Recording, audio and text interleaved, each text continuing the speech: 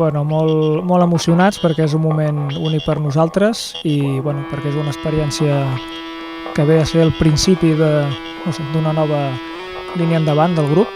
Vam començar a formar amb uns quants amics al grup i a mica en mica vam anar creixent i fins avui, no? Avui realment, el que estem sentint tots és una miqueta aquestes papallones a l'estómac, no? Que és el que ens fa sentir viu d'alguna manera. Hem disfrutat molt gravant el disc, avui estem disfrutant ja només estant aquí. És un homenatge a nosaltres, és un homenatge als amics, a la família i sobretot a la música, i volem disfrutar al màxim i que la gent s'ho passi de meravella. Una festa, avui és una festa.